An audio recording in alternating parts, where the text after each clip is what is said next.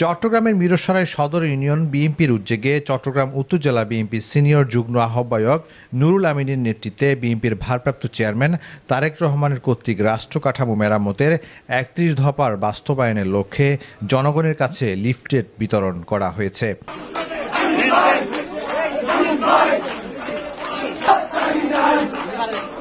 আজ বৃহস্পতিবার বিকেলে উপজেলার মিঠাছড়া বাজারে দলীয় নেতাকর্মীদের সঙ্গে নিয়ে বিভিন্ন দোকানে পথচারী ও চালকদের মাঝে উক্ত লিফলেট বিতরণ করা হয়।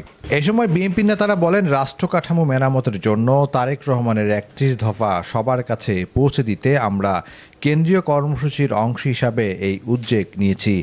এতদিন আপনাদের ভোটের অধিকার হরণ করে রেখেছিল শেখ হাসিনা সরকার। সেই ভোটের অধিকার ফিরিয়ে আনতে আমরা ১৬ বছর ধরে সংগ্রাম করে আসছি। ভোটাধিকার ফিরিয়ে দিতে বিএনপির ভারপ্রাপ্ত চেয়ারম্যান তারেক রহমান যে বার্তা তা পৌঁছে দিতে আমরা আপনাদের কাছে এসেছি।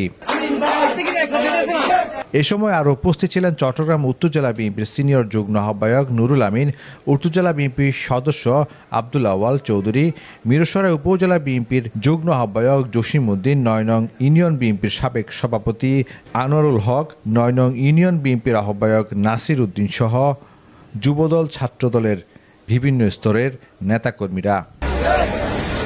মিরসরাই প্রতিনিধি কামরুল হাসানের পাঠানো তথ্য ও ভিডিও চিত্রে নিউজ ডেস্ক, প্রতিদিনের কাগজ।